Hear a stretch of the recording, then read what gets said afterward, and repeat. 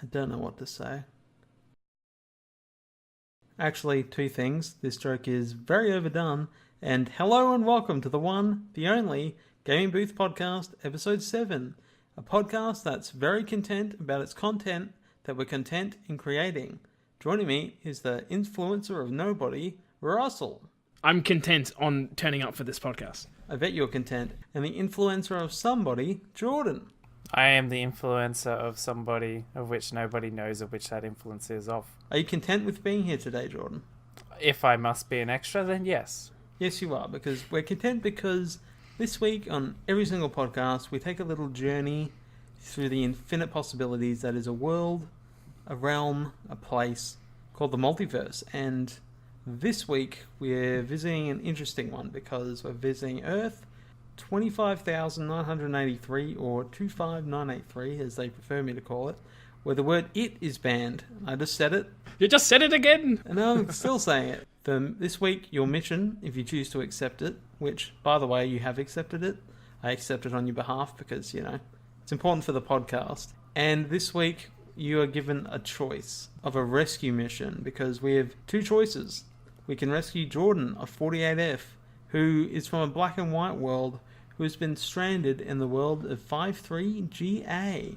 We went there, we overthrew the Sega government, and they followed Snake as their new god, and unfortunately we left Jordan there, who last time we saw him was with Han Solo going on an adventure. I was the Wookiee that thrown in a pit and I had to fight my way out. Yeah, so that worked better when it was closer to Solo's release date, but and for the second one we've got a very recent one because Russell last week got trapped in Earth 363 where cardboard boxes were invisible, and Russell was last seen building a box fort. So I need you guys to decide who we want to rescue. Probably best to play it safe and save Russell. Admittedly, it is probably best to save Russell, just as I think he's probably got too ambitious with his conquering of boxes over there, and he's probably got a step too far, so we probably have to reel him in. Alright, so the situation Russell's in at the moment is his box empire has been reduced by many factions and have pushed him back to his single box fort, which is heavily under siege. And we have time because the armies can't actually see how big his fortress is, and it's surprisingly big. So, do they actually just see Russell within the fort? They just see Russell. They have no idea why they can't kill him. They're very confused. They're very annoyed. So, to save Russell, we have to assemble a team. We're taking the team from this world to save him, and you guys need to decide who we're picking out of... You've got kind of the classic RPG roles of a tank, a healer, some ranged damage dealers, a melee, and a stealth person. I've narrowed them down to two choices each, and you have to pick from them, and then we'll form this team, and I'll tell you how your rescue mission went. Okay, so the choice of our tank, he'll be taking most of the damage and getting in the way. So we've got the Big Daddy from Bioshock as option 1. I mean, he's a tank, he's a big boy, it makes sense for that unit. Your second choice is the M808B main battle tank, commonly known as the Scorpion, from the Halo universe. So one of them's literally a tank and the other one's a guy just with a drill? Yes. You're underselling the Big Daddy's significance of power, but I do agree with an actual tank with incredible power next to a guy who drills people. It seems like the Scorpion's the better bet. I mean, agree, if we're Jordan? going in guns blazing, we should probably take the artillery. Yeah, I agree. Take the Scorpion tank. The chief is gonna jump in this tank, roll across the bridge, and blow up any inhuman son of a bitch dumb enough to get between him and the prophet of regret. Alright, so our choice for healer is between Overwatch's Mercy or Aerith/Aeris from Final Fantasy VII. Generally just go with Mercy, because everyone just wants her to heal. And I literally represent that segment, and then that Aerith can heal, but she also does other things too. So I would go with Mercy being healing her as her primary functionality, and she does it so well. Healing. So Mercy is on the team. Because heroes never die. Heroes never die. So your range choices come down to the legend himself, Garrus from Mass Effect, or the legendary bounty hunter, Samus Aran. This one's Who's harder. the second guy? Samus from Metroid. Oh, that'd be why, because I haven't played Metroid. You don't Oh know wait, who no, Samus. is? Okay, now I know who Samus is. Sorry, I was thinking some military type person from some franchise or something that I didn't know. Which one are we picking? I just want to pick Samus now, just so I can have her there and just go, this guy didn't know who you were. I totally go with Samus as well because I wouldn't want to see Garrus die again or get horribly scarred. Yeah, you're right, he would die.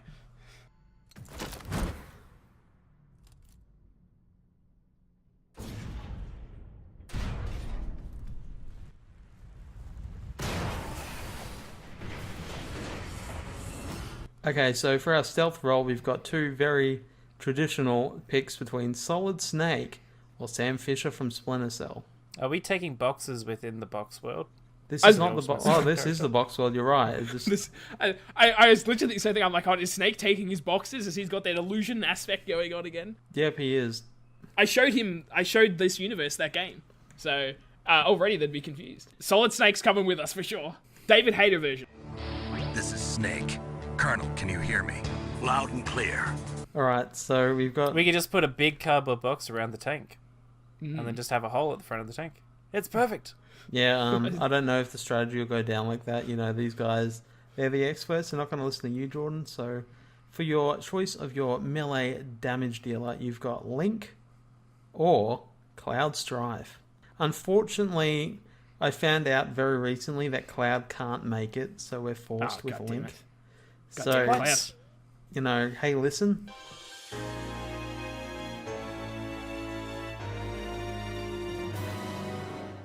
Our team is made up of the Scorpion Tank, Overwatch's Mercy, Samus Aran, Solid Snake, and Link. I mean, it sounds like a pretty badass team to me. It's a pretty good team, and it's been a couple hours since that.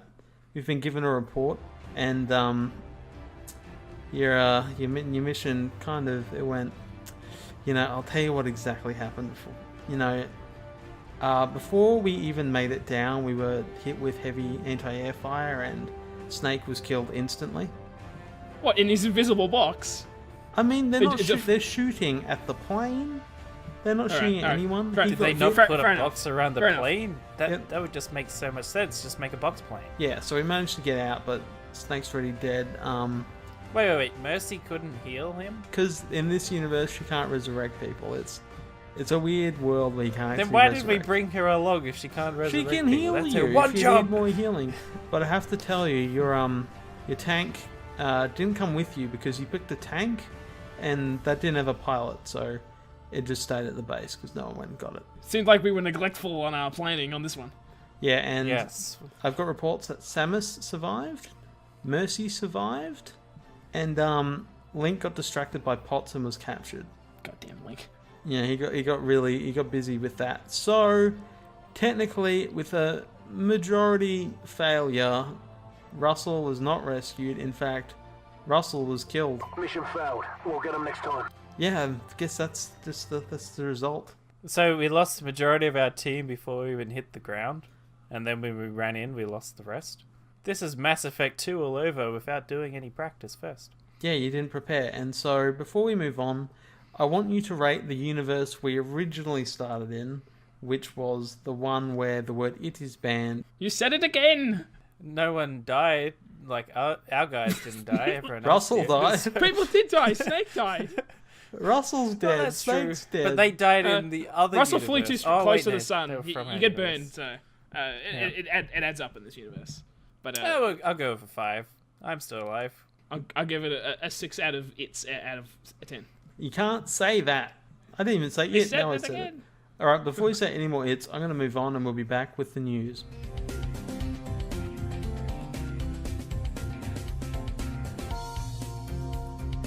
Welcome back to the Gaming Booth podcast. Now we're going to be talking about the news, and we've got an interesting report that Halo Infinite is Halo 6 all along. Who would have seen that coming?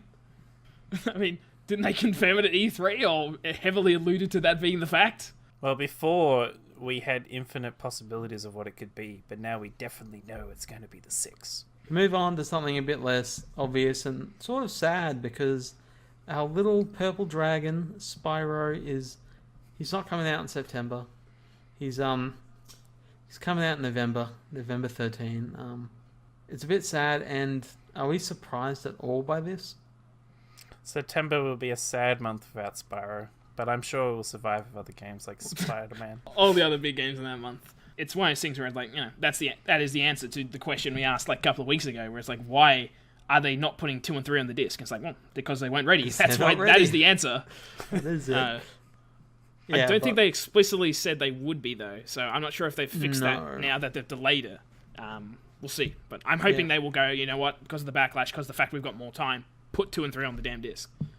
We're not going to have a day 1 patch, because we're going to put it on the disc, and then we'll call it a day 1 patch 1 patch. They'll still get a day 1 patch, it's just, will 2 and 3 be playable? That is the question. So at the moment, it is definitely not the case. Yeah, it's not the case. And to kind of put where Spyro's gone from being just at the end of the month of Dragon Quest, Spider-Man, Tomb Raider, Valkyria Chronicles 4. Now it's surrounded by Hitman 2, Fallout 76, and Pokemon. Is this a better spot or a worse spot?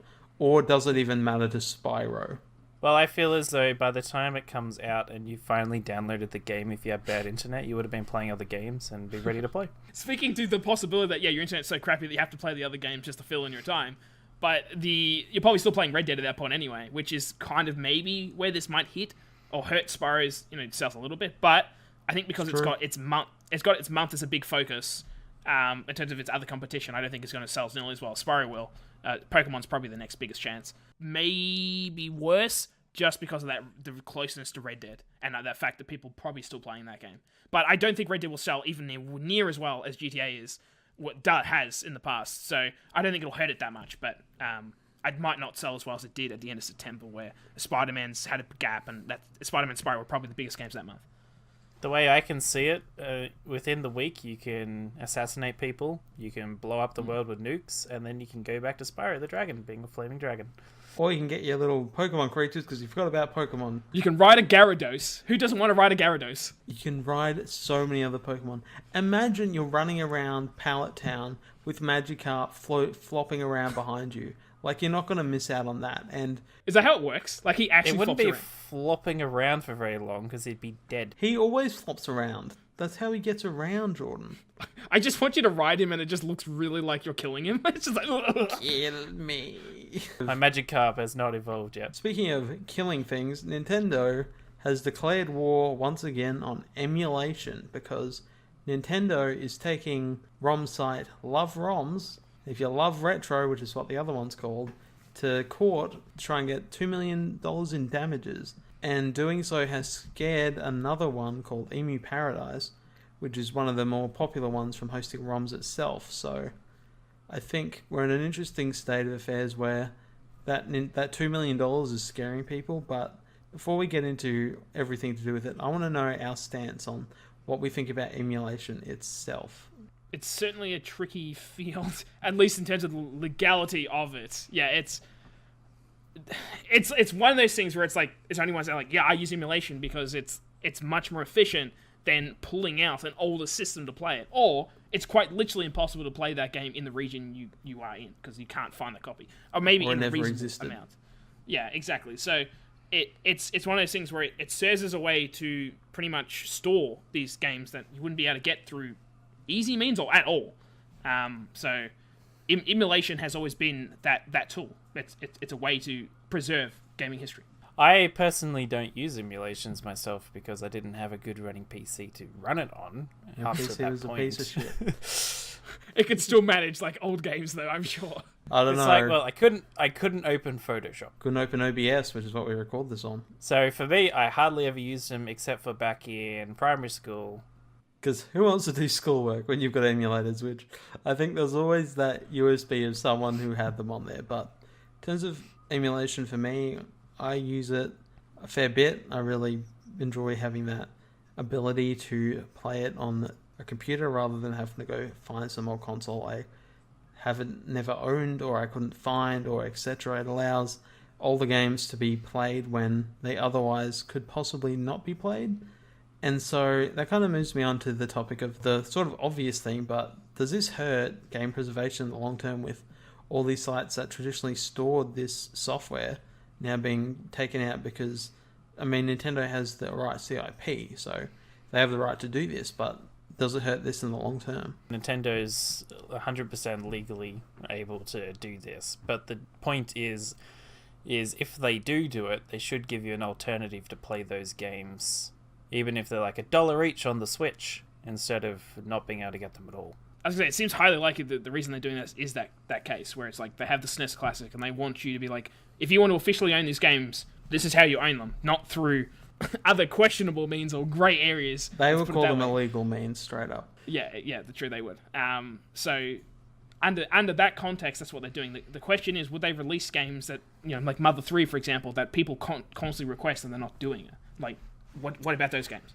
What if this is their diabolical plan to first do this to get them into the news, and then, hey, guess what, guys? We're releasing all the new games on the Switch from the old past. Doesn't it make sense to their shareholders and stuff that they're going to bring back all these old things that they have that could definitely make them money?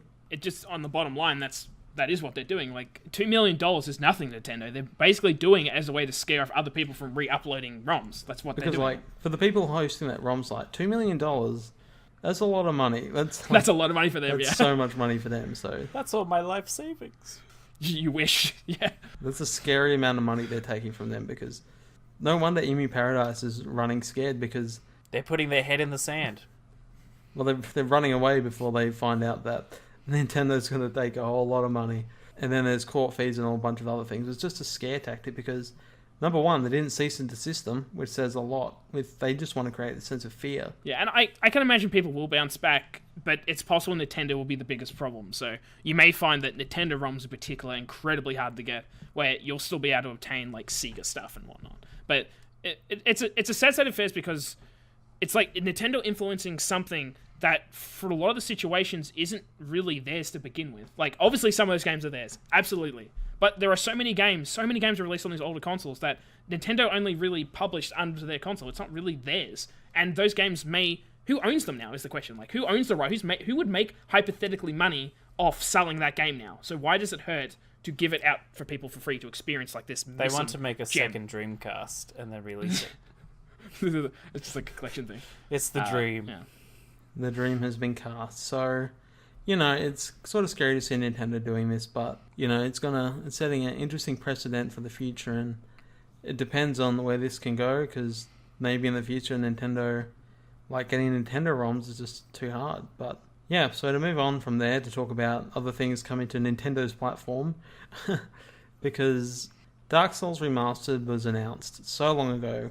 It was actually announced at a Nintendo Direct, and then it got pushed out of release status because it had none, and now we know it comes out on October 19th, along with the best amiibo ever created. And praise the sun, because it's Hilaire of Astora. We already knew that. Praise the sun. I'm so excited. So my main question is to Jordan. When you get a Switch, will you buy Dark Souls again? When I get a Switch, I will most likely not buy Dark Souls because I've already bought the remastered game on the Xbox One and had a blast with it. Don't you want to take it portably? Take it wherever you go? I don't want to die on the spot while I'm on the bus. Prepare to die everywhere. That should be their tagline. Well, if dying in the world of Dark Souls isn't your fancy, what about dying in Sanctuary? Because Diablo 3 is coming to Switch within the Eternal Collection. It was announced yesterday, which was previously leaked by Forbes, who quickly deleted it and pretended nothing happened, but everyone caught it. Game Explain, any news site, they're like, huh. And then, before we recorded this, that trailer came out, Reggie talking to Mike Morheim, and yep, it's coming out this year.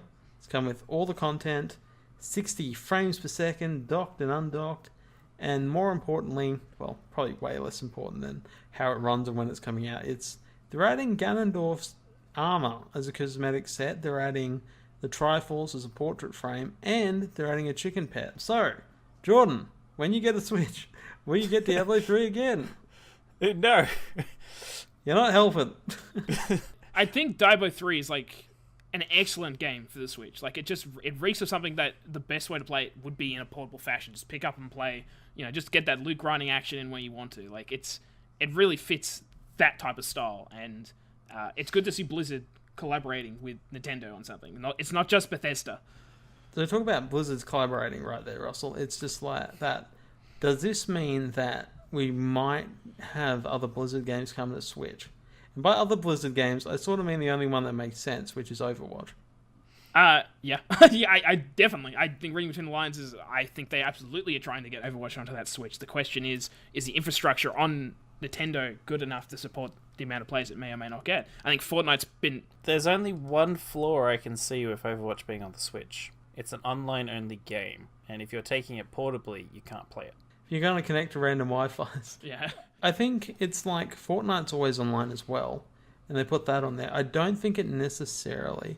Like, there is kind of two parts of the Switch market. There's people who might... Well, there's three parts. There's people who will leave it docked. There are people who use it as a handheld only. And then there's the people who use it as both. And I think, for the most part, it doesn't really matter if it can't work everywhere. Or maybe it's finally time Overwatch creates a solo single-player type mode and keeps it offline. I'd play it. If that was it, I'd pick it up. Well, I already have it. So it would be me actually playing the game I already own.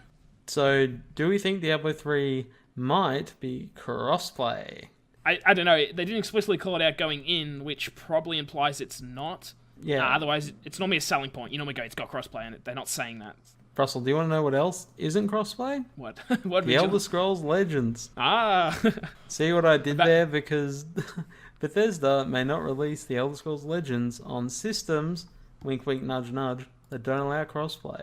So, the direct quote from Pete Hines is, "It's a strategy card game that encompasses both single and multiplayer.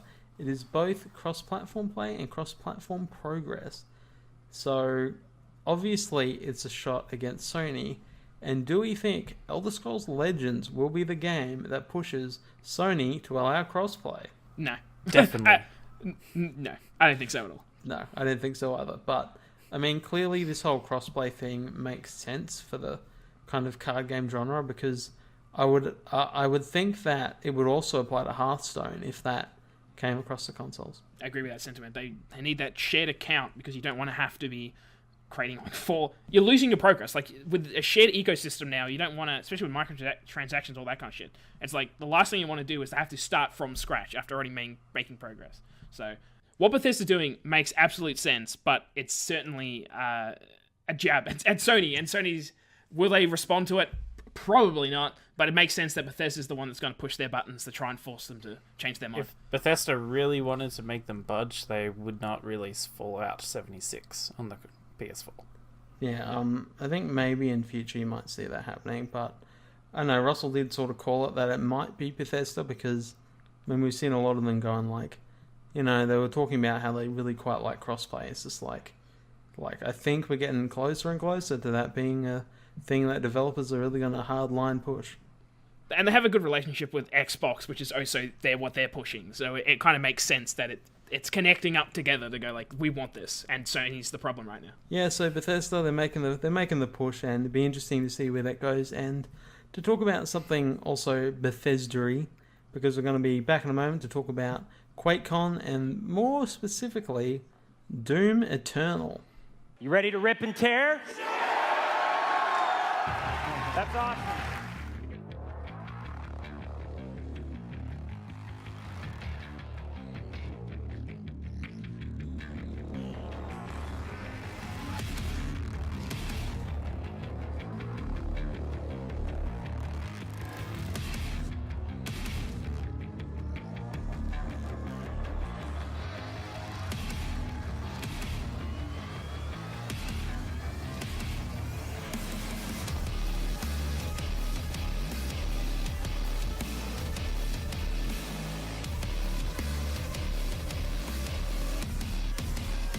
So, welcome back. We're rocking on to Doom music because we're talking Doom, and because we've seen the Doom Slayers return, because at QuakeCon we finally saw what Doom Eternal looks like, and guess what? Looks like Doom.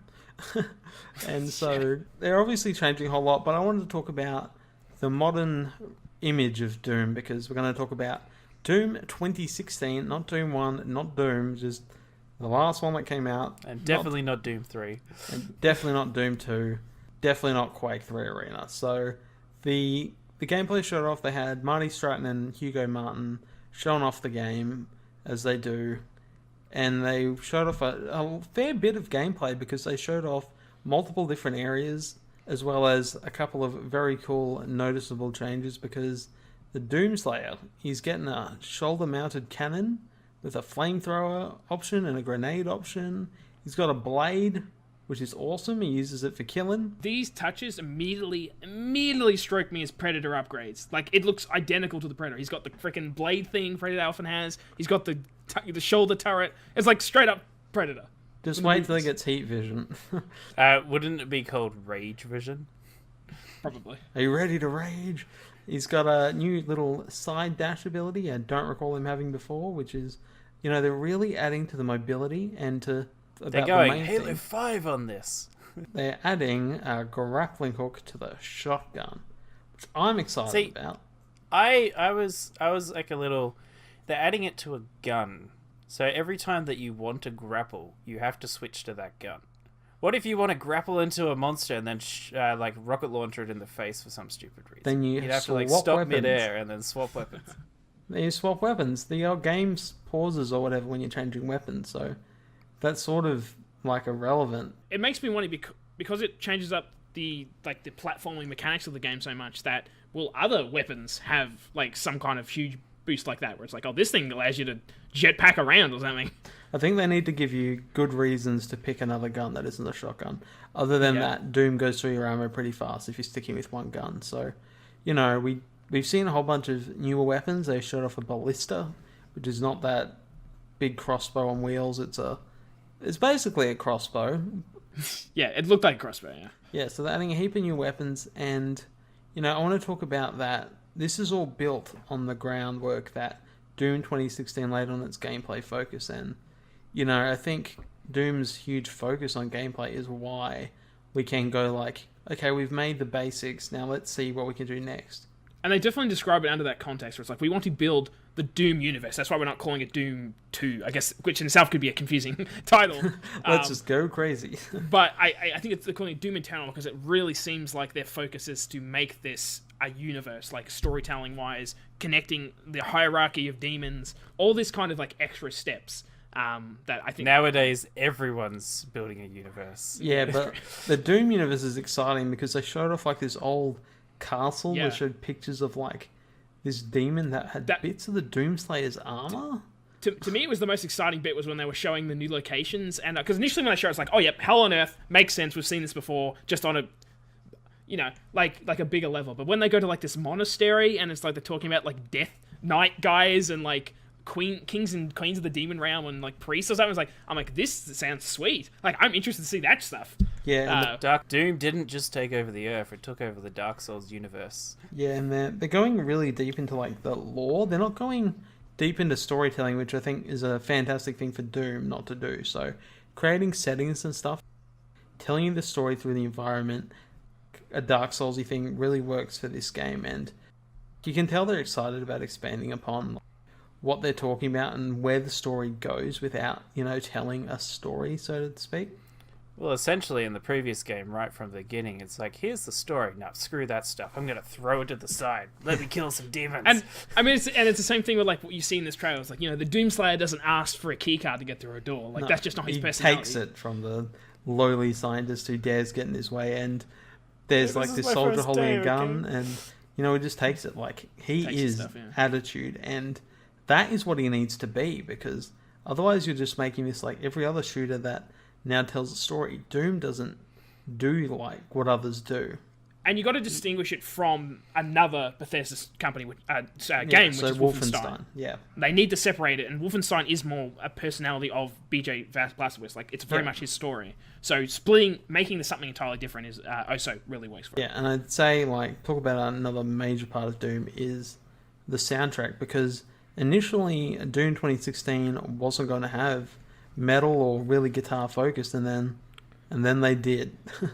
And it's like, how could you imagine it without the metal music? Like, it is that game. Like, that is one of its biggest selling points. Just imagine you had Doom, but you got rid of that metal and you changed it with classical music.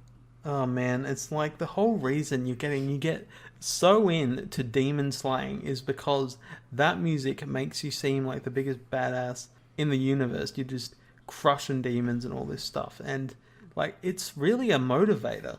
All you need for a weapon is a guitar. like Mad Max stuff, like playing it and things are blowing up or something. Yeah, it's got a flamethrower on the end of the guitar. Yeah. Good to go. It's a good thing to say that Mick Gordon, who was the composer, is coming back. So It's such a crucial part of the game, and they knew they had to keep what it was, and it doesn't really make sense to replace them unless there was bad blood between them, and clearly there isn't.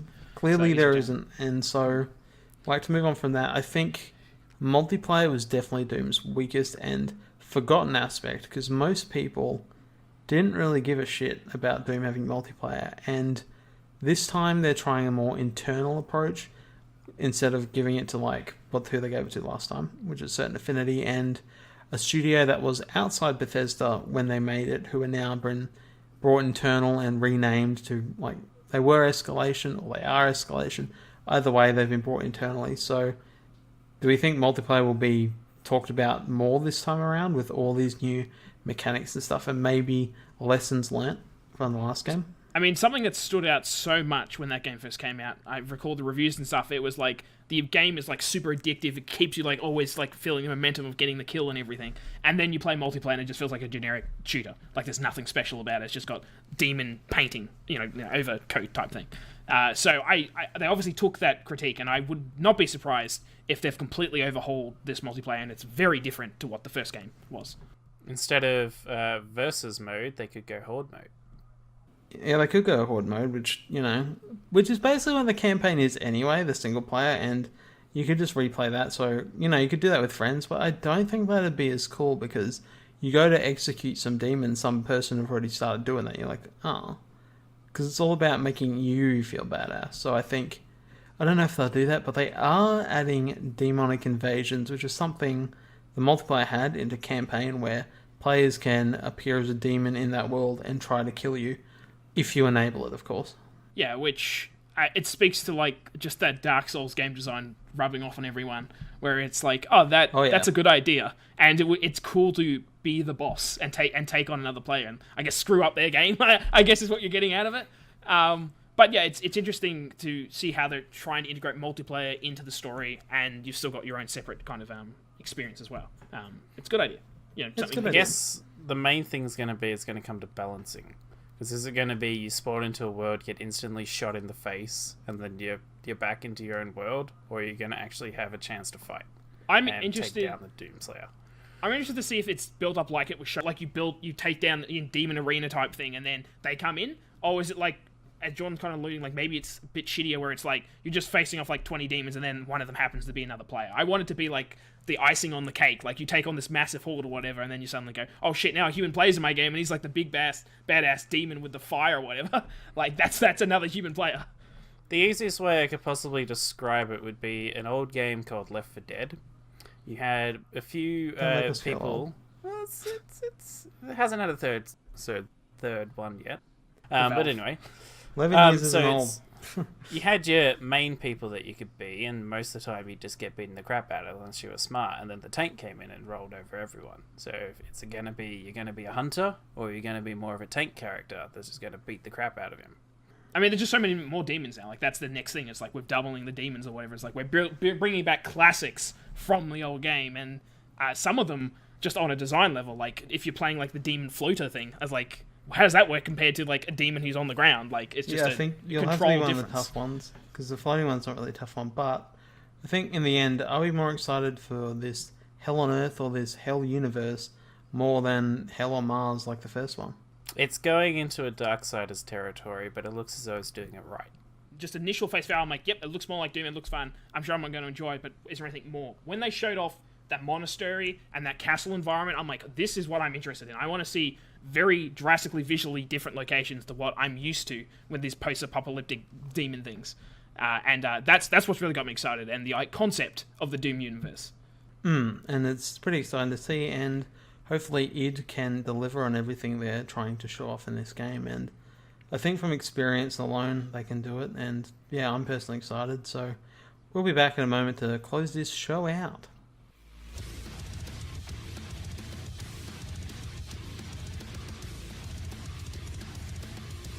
So that's the Gaming Booth Podcast, episode 7, all wrapped up and delivered to you. And if you enjoyed this, you can like and subscribe, or not. You're a person, you can make your own decisions. I'm just a person you've never met on the internet. You don't have to listen to me, but I'd like it if you did. So this podcast is also available on most podcast services like SoundCloud, all of that stuff. So I'd like to thank Russell and Jordan for joining me once again. No problem. Pleasure. And yeah, if you enjoyed this podcast, hopefully we'll see you again. And yeah, goodbye. Catch you then.